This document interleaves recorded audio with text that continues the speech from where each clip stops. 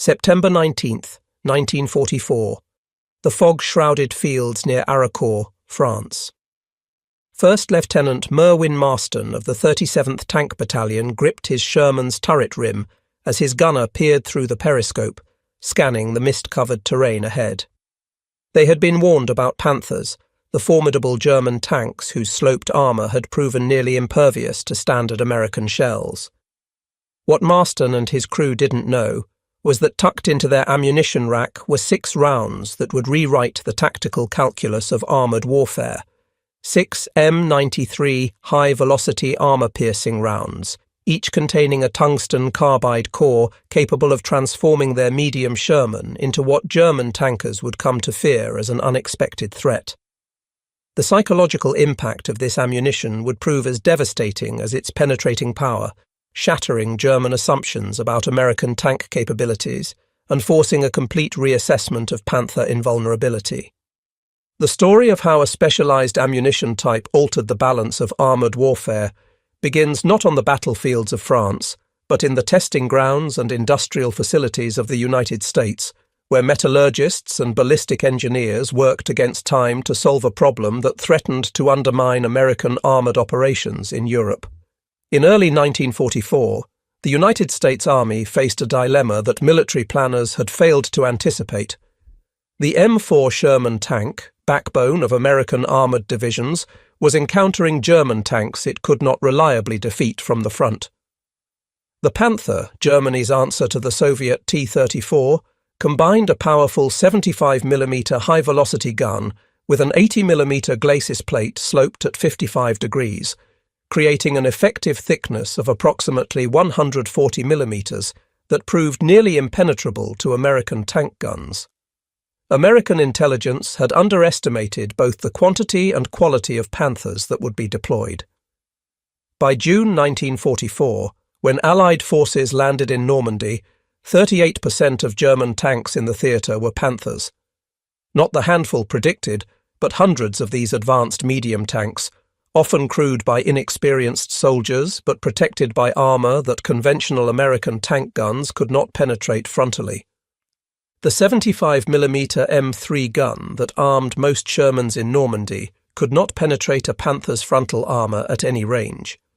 The round would simply bounce off the sloped glacis plate, leaving the Sherman crew vulnerable to return fire from the Panther's powerful gun, which could destroy a Sherman from over 2,000 metres. Even the improved 76mm M1 gun, which began reaching units in July 1944, struggled against Panther armour. Using standard M62 armour-piercing capped rounds, the 76mm could penetrate 109mm of armour at 1,000 metres at 0 degrees obliquity. This was sufficient against the Panzer IV and many German assault guns, but the Panther's sloped frontal armour remained effectively immune. The 76mm could penetrate the Panther's gun mantlet, but only at extremely close range, typically under 100 metres, a distance at which the Panther's advantages in firepower made engagement suicidal. The problem was not the gun itself, but the ammunition it fired. The deployment of the 76mm gun itself had been a saga of bureaucratic hesitation and belated recognition. The first M4 Shermans mounting the 76mm M1 gun rolled off production lines in January 1944. These M4A 176 Shermans arrived in Britain on April 10, 1944, with 130 tanks delivered to prepare for the Normandy invasion. Yet despite their availability, American commanders refused to deploy these improved tanks on D-Day. The reasons were multiple. Crews lacked adequate training time on the new weapon system. Logistical concerns about maintaining 2 different ammunition types complicated supply planning. Most critically, commanders believed the 75mm gun would prove adequate for the expected opposition. This proved to be a catastrophic miscalculation. By early July 1944, field reports from Normandy painted a grim picture. On July 2nd, complaints about the 75mm gun's ineffectiveness against German armour reached General Dwight Eisenhower. His response, documented in multiple historical accounts, captured command-level frustration. "You mean our 76 won't knock these Panthers out?" Why, I thought it was going to be the wonder gun of the war. The full quote, as recorded by witnesses, continued with stronger language expressing his anger that Ordnance had assured him the 76mm would take care of anything the Germans had. A board convened on July 12, 1944, determined officially what tank crews already knew from bitter experience. Standard American weapons could not defeat Panthers frontally. General Omar Bradley immediately ordered the 76mm Shermans rushed from Britain to the front. On July 25, 1944, during Operation Cobra, 102 M4A 176 tanks made their combat debut. The initial engagement reports were sobering. While the 76mm represented an improvement over the 75mm, it still struggled against Panther frontal armour at combat ranges. Sherman crews quickly learned they needed to manoeuvre for flank shots or target the Panther's gun mantlet at close range, neither option being tactically desirable when facing a tank that could destroy them from 2,000 metres away. The solution lay in metallurgy and physics. By July 1944, American ordnance engineers had developed the T4 round, later standardized as the M93 HVAP. High-velocity armor-piercing ammunition represented a fundamental departure from conventional armor-piercing design. The projectile consisted of a tungsten carbide core, one of the hardest materials available, surrounded by a lightweight aluminum body and ballistic windshield. This design concentrated the projectile's kinetic energy into a smaller, denser penetrator, while reducing overall weight. The result was dramatic. The M93 round achieved a muzzle velocity of 1,036 meters per second, compared to 792 meters per second for the standard M62 round. This 244 meter per second velocity increase translated directly into penetrating power. At 1,000 yards, approximately 914 meters, the HVAP round could penetrate 160 millimeters of armor at 10 degrees obliquity, according to official War Department testing data. Against the Panther's gun mantlet, with its curved 100mm thick cast steel on early AUSSF, D and A variants later increased to 120mm on the AUSSF. G, this meant reliable penetration at ranges up to 1,000 meters instead of point-blank distance. The mantlet suddenly became a viable target for Sherman crews who had previously been forced to attempt desperate flank attacks or retreat. But the development of HVAP represented only half the solution. Production was another matter entirely. The T4 round depended on tungsten carbide, a strategic material imported primarily from China, which produced 36% of global tungsten supply before the war. Tungsten was critical to numerous war industries, with machine tools, armor-piercing ammunition for multiple calibers, armor plate hardening, and various industrial processes all competing for limited supplies. American tungsten demand for HVAP ammunition alone consumed hundreds of metric tons annually. Each 76mm HVAP round contained approximately 0.8 kilograms of tungsten carbide, meaning a Sherman carrying 6 rounds required nearly 5 kilograms of this scarce material. China produced approximately 10,000 metric tons of tungsten concentrates in 1944, but this had to serve all Allied needs across all applications. The United States supplemented Chinese imports with domestic production from limited deposits in Colorado, Nevada, and California, but total availability remained constrained. Germany's tungsten position was far worse, with Swedish imports declining sharply as the war turned against the Reich and domestic production remaining minimal. By 1945, German factories desperately hoarded tungsten for machine tools needed for aircraft engine production, while Panther crews received only standard ammunition. The United States Ordnance Department had been testing HVAP projectiles since spring 1942, but production at scale did not begin until after the Normandy landings revealed the extent of the Panther problem. In July 1944, production of 3-inch HVAP rounds for tank destroyers reached 1,000 rounds. August saw 1,000 rounds of 76mm HVAP produced. September yielded another 1,000 76mm rounds. Not until November 1944 did monthly production reach 5,000 rounds for the 76mm, ramping to 7,000 rounds per month by January 1945. By March 1945, approximately 33,000 rounds of 76mm HVAP ammunition had been produced, representing a significant industrial effort, but still a fraction of what was needed. By February 1945, the average 76mm Sherman in Europe had received a total of 5 HVAP rounds. 5 rounds to face an enemy deploying Panthers as the standard tank in Panzer divisions. A Sherman company with 17 tanks would possess 85 HVAP rounds total, while facing German units that might field 30 or more Panthers. The first HVAP rounds reached the European theatre in August 1944, but their arrival was overshadowed by broader tactical problems. The Normandy hedgerows had forced American armour into close-quarters combat where superior German guns could ambush Sherman columns.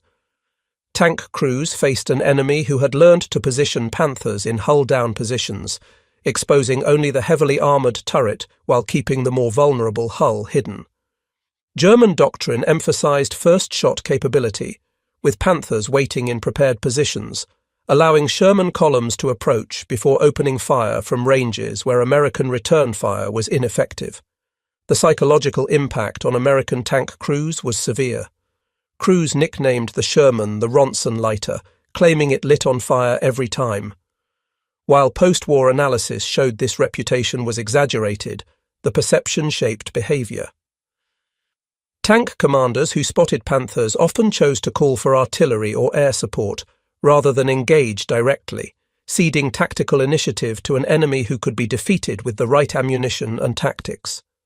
The arrival of HVAP rounds began changing this calculus, but slowly, hampered by the scarcity of the ammunition and the lack of training on its capabilities and limitations. The first widespread combat test of HVAP ammunition came not in Normandy's hedgerows, but in the open country of Lorraine, where American armoured divisions had broken out into terrain that favoured German defensive tactics. September 1944 found Lieutenant General George Patton's Third Army deep in France, racing toward the German border with logistics stretched to breaking point. The 4th Armoured Division, one of the most effective American armoured formations, had advanced aggressively, seizing a bridgehead over the Moselle River near Arracourt. German High Command recognised the threat. If Patton's armour reached the Rhine and crossed into Germany proper, the industrial heart of the Reich would be exposed. General Hasso von Manteuffel's 5th Panzer Army received orders to counterattack, destroy the American bridgehead, and push back Patton's advance. The German force assembled for this attack included 2 newly formed panzer brigades, the 111th and 113th, equipped primarily with Panther tanks fresh from German factories. On paper, the German advantage appeared overwhelming. The 2 brigades together fielded approximately 150 tanks against Combat Command A of the 4th Armoured Division, which possessed roughly 50 Sherman tanks. The 113th Panzer Brigade alone entered battle with approximately 90 tanks and assault guns in both battalions combined, including 42 Panthers and 40 Panzer IVs. German planners anticipated a rapid victory. The Panthers' technical superiority should compensate for any American advantages in logistics or air support. They were fundamentally mistaken. The Battle of Arracourt, fought over 11 days from September 18th to 29th, would become the largest tank engagement fought by American forces until the Battle of the Bulge. More importantly, it would demonstrate that American tank crews, properly trained and equipped, could defeat technically superior German armour through superior tactics, combined arms coordination, and judicious use of high-velocity armour-piercing ammunition. The morning of September 19th began with thick fog blanketing the rolling terrain around Arracourt. German reconnaissance was limited. The panzer brigades, lacking proper scouting units, advanced blindly into terrain held by American forces who knew the ground and had established defensive positions. At approximately 8 a.m., elements of the 113th Panzer Brigade penetrated American outposts east and south of Arracourt. The German tanks, factory-new Panthers with inexperienced crews, moved forward in column formation, a tactical error that veteran American tankers immediately exploited. Captain Kenneth R. Lameson's C Company, 37th Tank Battalion, held positions along key approaches to Arracourt. His Sherman crews had been briefed on the HVAP rounds in their ammunition racks, 6 rounds per tank. Use them wisely, the briefing had emphasized, against Panther turrets or mantlets at ranges where velocity remained sufficient for penetration.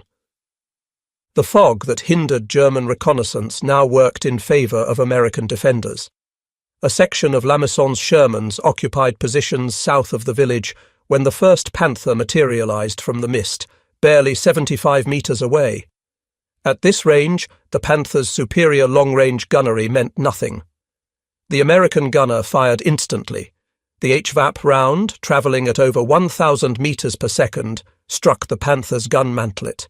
The tungsten carbide core punched through the curved cast steel and detonated the ammunition stored directly beneath the gun breech.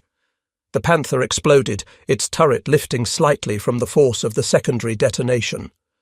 2 more Panthers emerged from the fog in quick succession.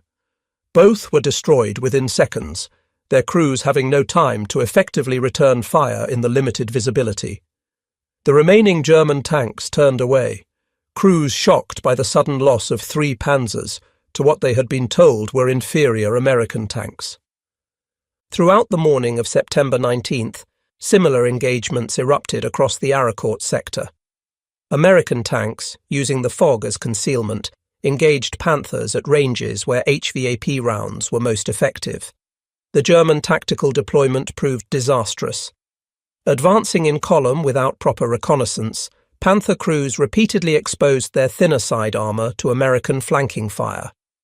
Near Arracourt's command post, a platoon of M18 Hellcat tank destroyers, also equipped with 76mm guns and HVAP ammunition, engaged German armour at close range. The fast-moving tank destroyers proved devastatingly effective in the close-range fog-shrouded combat. By noon, as the fog lifted, American forward artillery observers could coordinate fire with defending tank companies.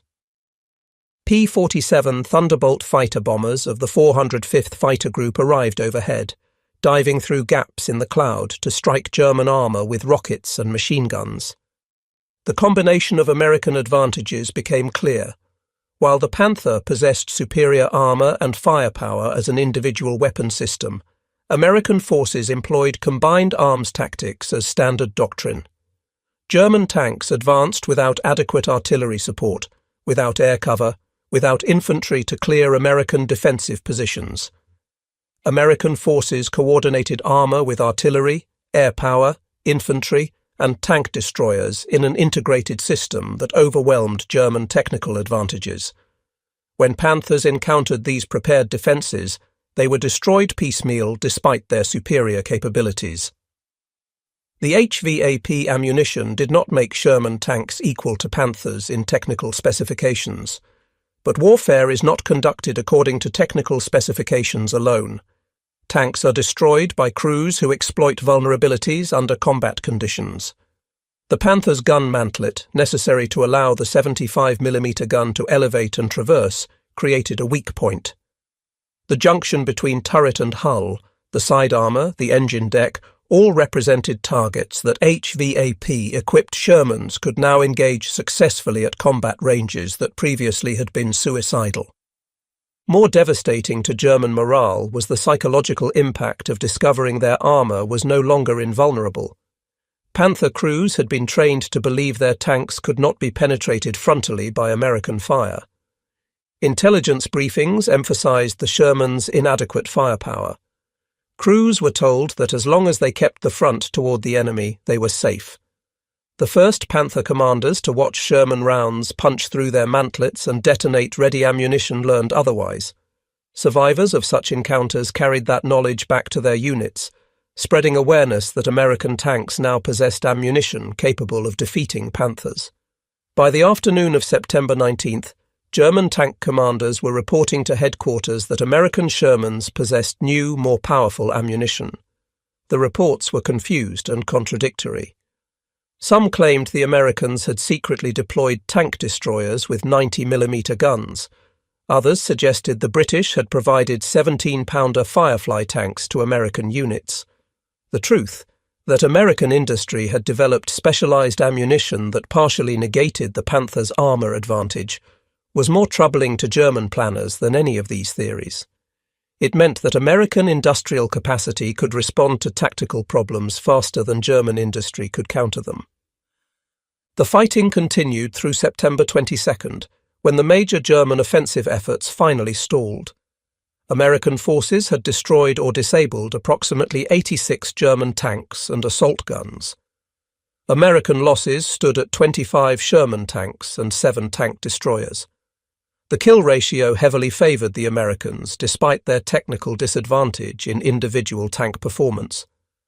The Battle of Arracourt represented not just a tactical victory, but a psychological watershed. American tank crews learned that they could defeat Panthers without waiting for specialized tank destroyers or overwhelming air support. German crews lost the psychological security of believing in absolute frontal invulnerability. The German perspective on Arracourt was one of confusion and bitter recrimination. The 113th Panzer Brigade, which had entered battle with approximately 90 tanks and assault guns, could muster fewer than 20 operational vehicles by September 29th. German after-action reports struggled to explain the defeat. The technical superiority of the Panther was undeniable on paper. How had inexperienced crews in newly produced tanks been defeated so comprehensively? The answers lay partly in training and experience. The Panzer Brigade crews had minimal training, often arriving at the front with only weeks of instruction. American tank crews in the 4th Armoured Division were veterans who had fought across France, understood combined arms warfare, and had learned to read terrain for tactical advantage. But training alone did not fully explain Panther losses, particularly the penetrations that should not have been possible with standard American ammunition. German intelligence officers examining destroyed Panthers found entry holes smaller than expected, suggesting a subcaliber projectile. Examination of unexploded rounds recovered near disabled tanks revealed the truth. The Americans had deployed tungsten-core ammunition. This discovery had profound strategic implications. Germany itself had developed similar ammunition, the Panzergranit 40, which used tungsten cores to improve penetration. But German tungsten supplies were critically limited by late 1944, with production focused on machine tools rather than ammunition. If Americans could field specialized tungsten-cored ammunition in quantities sufficient to distribute to frontline tank units, it demonstrated industrial capacity and resource access that Germany could not match. Not only were American tanks more numerous and better supported logistically, but they were now equipped with ammunition that partially negated Germany's carefully engineered technical advantages in armor protection. The impact of HVAP ammunition extended beyond the immediate tactical results at Arracourt. As word spread through American armoured units that the new ammunition could defeat Panthers under favourable circumstances, tank crews became more willing to engage German armour directly. The psychological paralysis that had affected some units during the difficult Normandy fighting began to dissipate. Crews still respected the Panther's capabilities, but no longer felt helpless against it. This shift in morale proved crucial for subsequent operations. A crew that believes it can fight will engage aggressively, seeking advantageous positions and taking calculated risks. A crew that believes it is outmatched will hesitate, ceding initiative to the enemy. HVAP ammunition, though in critically short supply, provided American tankers with a weapon that allowed them to fight Panthers on more equal terms. Even crews that had never fired an HVAP round benefited psychologically from knowing the ammunition existed and might be available when most needed. Commanders were forced to make difficult prioritization decisions with the limited HVAP supply. Tank destroyers, whose mission focused specifically on anti-tank combat, received preferential allocation. Sherman tanks, with their dual role of supporting infantry and engaging armour, often received fewer rounds despite encountering enemy tanks more frequently. This created operational tension between tactical needs and supply realities. The allocation system, managed at multiple command levels from army down to battalion, resulted in inefficiencies. Some units received more HVAP than they could immediately use, while others exhausted their supply within days and received no resupply despite urgent requests. When German forces launched their surprise offensive in the Ardennes in December 1944, American tank units faced renewed intense pressure. The Battle of the Bulge saw hundreds of Panthers and Tiger tanks deployed in winter conditions that favoured defensive fighting and limited Allied air superiority due to poor weather. American Sherman crews relied heavily on their scarce HVAP ammunition to engage German heavy armour. The shortage became critical within days of heavy fighting. Some units exhausted their HVAP supply completely and found resupply requests going unfulfilled as logistical networks struggled to deliver ammunition through snow-blocked roads disrupted by German advances. Yet even in the difficult fighting of the Ardennes, American forces demonstrated that tactical skill and combined arms coordination could compensate for technical disadvantage. Tank crews coordinated closely with infantry, using bazooka teams to disable Panthers from close range, while Shermans provided covering fire. Artillery forward observers called in time-on-target missions that damaged optics, disabled tracks, and killed exposed crew members, even when shells could not penetrate armour.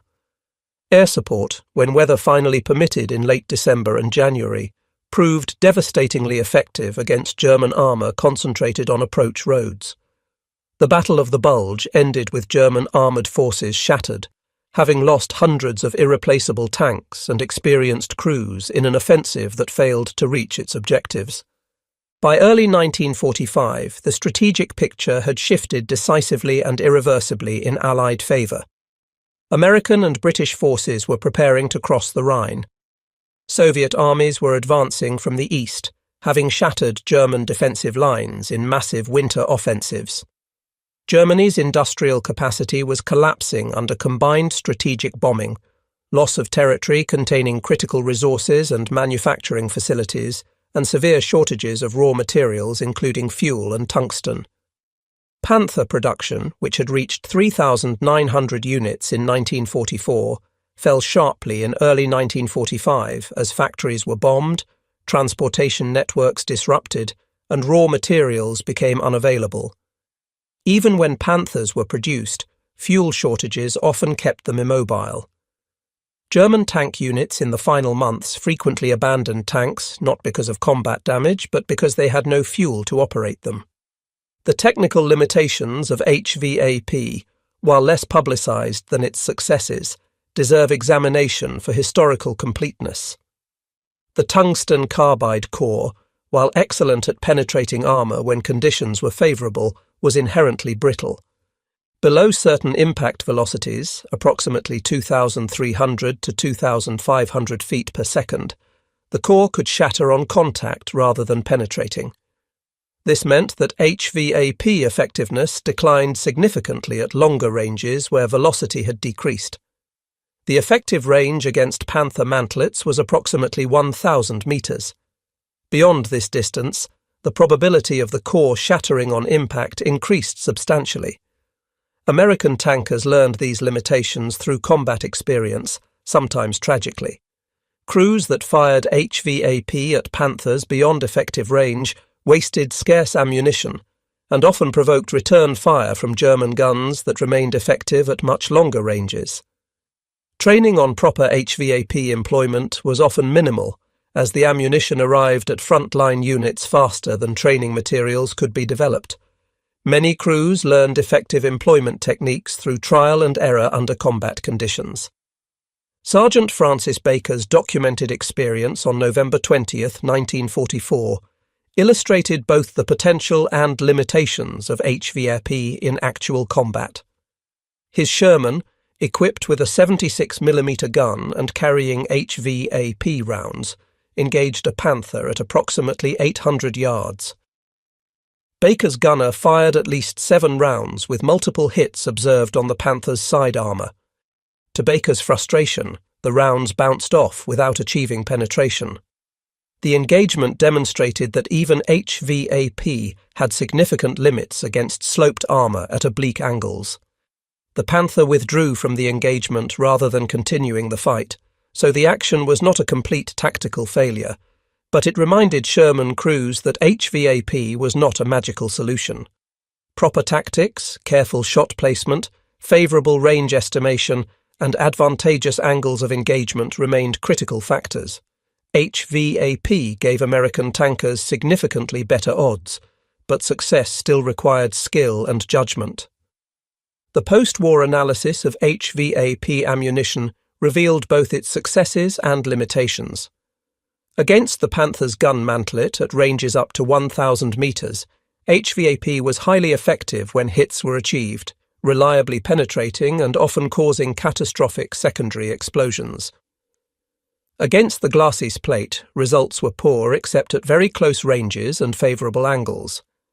The extreme slope meant that tungsten-cored rounds travelling at high velocity often ricocheted or shattered on impact.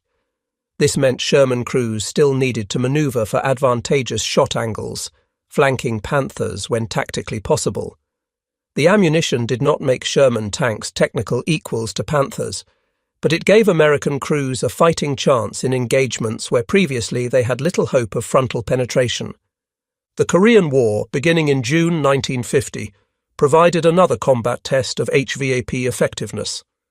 American Sherman tanks, now primarily the M4A3E8 variant armed with 76mm guns, faced Soviet-built T-34-85 tanks in North Korean and later Chinese service. Unlike the situation in Europe, where HVAP had been critically scarce, by 1950 tungsten supplies were no longer constrained by competing wartime demands, and substantial stocks were readily available. American tank crews in Korea found that HVAP rounds easily penetrated T-34-85 armour at normal combat ranges.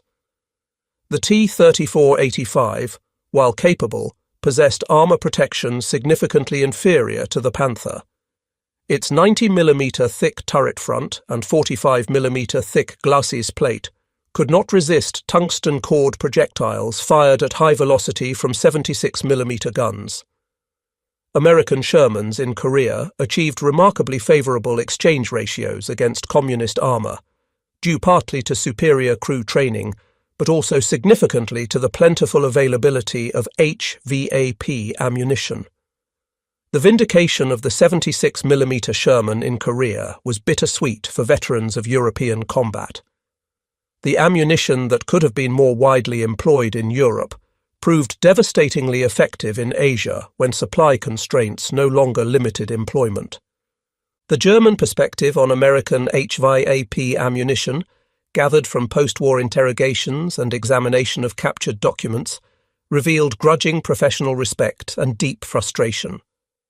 German ordnance officers recognized that American industry had solved the tungsten-core ammunition problem more successfully than German manufacturers, despite Germany having pioneered the underlying technology. While Germany had developed tungsten-cored ammunition with the Panzer Granit 40 series, production limitations meant these rounds were never available in sufficient quantities. American production of HVAP, though also limited by tungsten scarcity, still exceeded German capability substantially by late 1944. German tank crews interviewed after the war frequently mentioned American ammunition improvements as a significant factor that complicated their tactical situation. The knowledge that Sherman tanks could penetrate Panther mantlets at combat ranges meant German crews could not simply rely on frontal armour for protection. This forced more cautious tactics, slower advances, and greater reliance on defensive positions. But defensive warfare ceded initiative to American forces, allowing them to employ combined arms tactics that negated German advantages. The psychological impact of losing armour invulnerability contributed to the increasingly defensive mindset that characterised German armoured operations in 1945. Technical analysis of HVAP projectiles recovered from German tank wrecks provided German engineers with detailed understanding of American ammunition design. The tungsten carbide core surrounded by lightweight aluminum body sections represented efficient use of scarce strategic materials that maximized penetrating power while minimizing tungsten consumption per round. The lightweight carrier body allowed higher velocities without excessive barrel wear, while the dense tungsten core retained kinetic energy over distance far better than steel penetrators. German engineers recognized these advantages, but lacked the industrial capacity and material resources to respond with similar developments. By late 1944, German tank and ammunition production focused entirely on maintaining output of existing designs rather than developing new ammunition types. The Panther's KWK 42 75mm gun already possessed excellent penetrating power with standard ammunition against Allied tanks, so developing improved German rounds was not the critical priority. Developing new ammunition would require tungsten Germany could not spare, and retooling that factories struggling under air attack could not accommodate. German tanks in the final year fought with ammunition designs dating to 1942 and 1943, while American ammunition continued improving.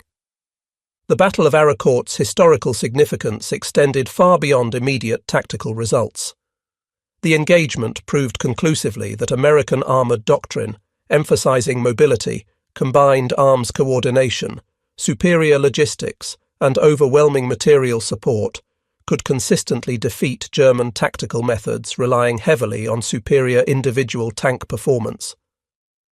German commanders had designed their 1944 Panzer brigades around the Panther's technical capabilities, assuming armour and firepower would compensate for inexperienced crews and limited support. This assumption proved catastrophically false. The lesson was clear to military observers on both sides. Technical excellence in weapons design mattered and provided advantages, but operational excellence in combined arms warfare, superior logistics, and better training mattered more for achieving tactical and operational success. The impact of HVAP on individual tank crews deserves consideration beyond purely technical analysis. For American tankers who had faced Panthers with only standard ammunition during difficult Normandy fighting, the arrival of HVAP represented tangible hope. The ammunition did not eliminate the Panther threat, but provided a tool that offered reasonable chances of achieving penetration under favourable circumstances. This psychological boost contributed to improved performance and more aggressive tactics. For German tankers, the knowledge that American tanks now posed a credible frontal threat fundamentally altered tactical calculations. Otto Carius, a highly decorated German tank ace who commanded Tiger tanks and survived the war, wrote extensively in his post-war memoirs about the psychological impact of facing enemies who could penetrate his armour. The sense of invulnerability that thick armour provided was crucial to crew morale and aggressive tactics.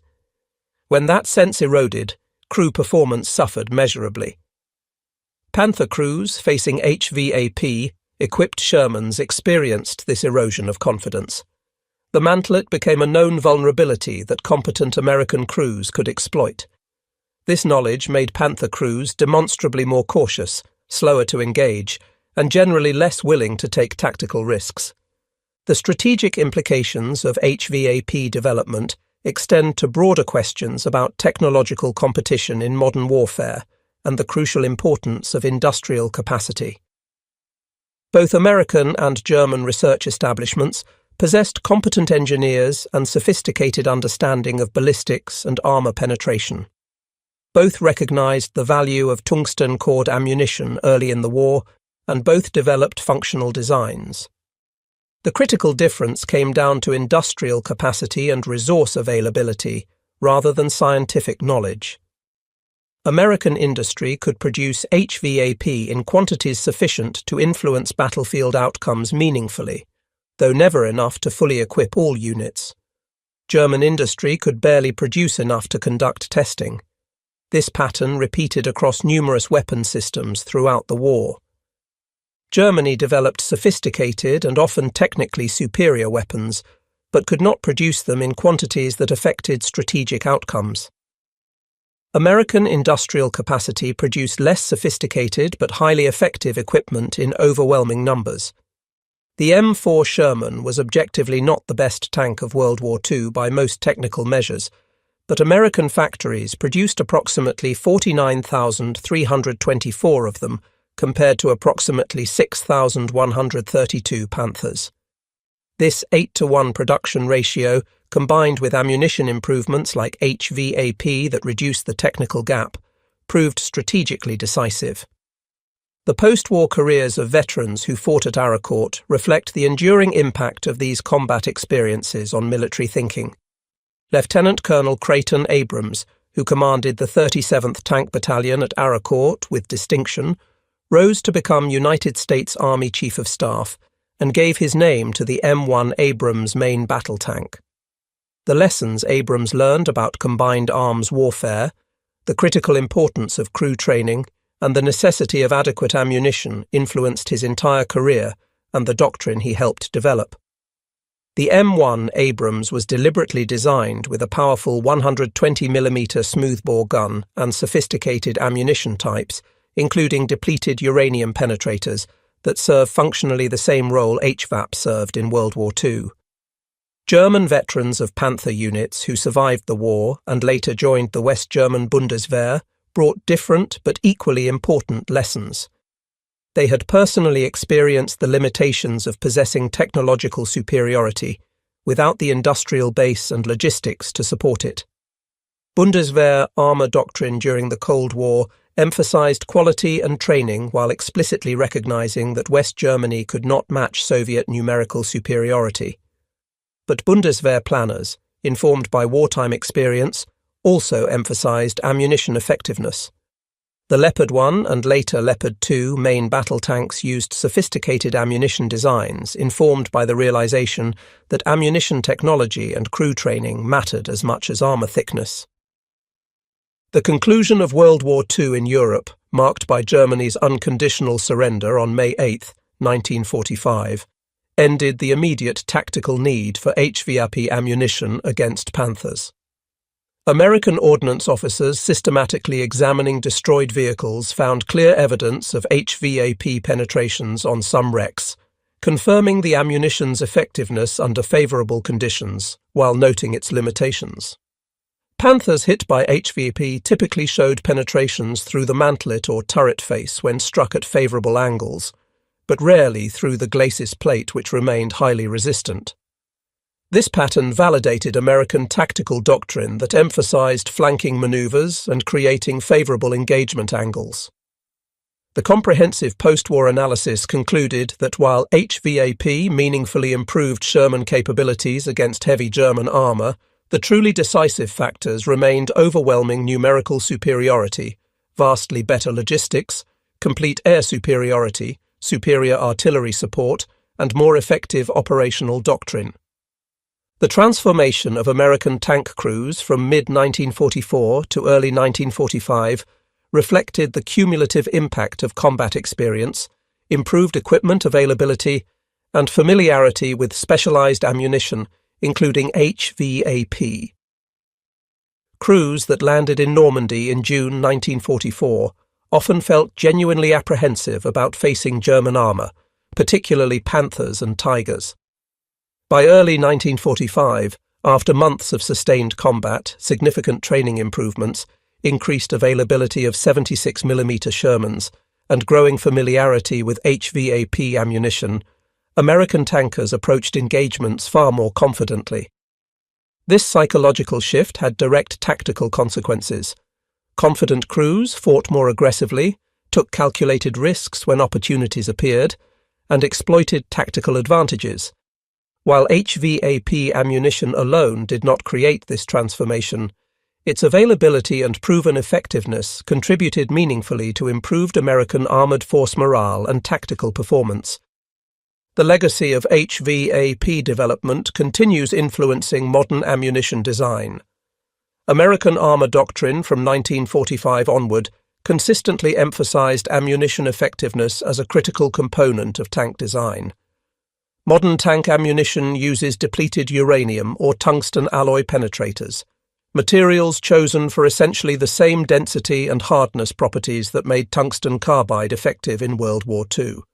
The underlying principle remains constant: concentrate maximum kinetic energy into a small, extremely dense projectile moving at the highest achievable velocity.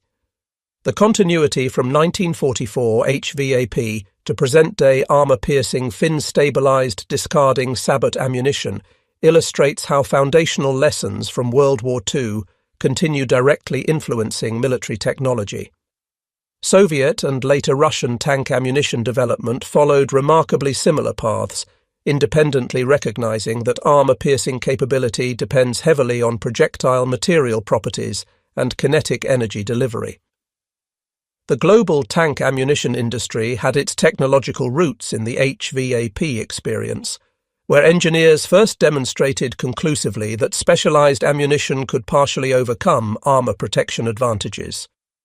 September 19, 1944, when First Lieutenant Merwin Marston's Sherman crews first engaged Panthers with HVAP ammunition at Arracourt, marked a genuine turning point in the psychological balance of armored warfare. German crews who had fought confidently behind their armor learned that American tanks could pose a serious frontal threat. American crews who had felt outmatched gained meaningful confidence from knowing they possessed ammunition that could defeat Panthers under favorable circumstances. This shift in tactical psychology, enabled by tungsten-core ammunition produced in American factories, influenced every subsequent armored engagement of the European war. HVAP ammunition, though never available in desired quantities, provided enough improved capability to transform American tank crews from uncertain defenders into confident attackers willing to engage German armor directly. The crews who fired those first HVAP rounds in combat, watching tungsten cores punch through armor that had seemed invincible, demonstrated that industrial capacity and material science, applied intelligently to urgent tactical problems, could overcome seemingly insurmountable technical disadvantages. This fundamental lesson, learned at considerable cost on battlefields across Europe, remains directly relevant for military planners facing the technological challenges of modern warfare.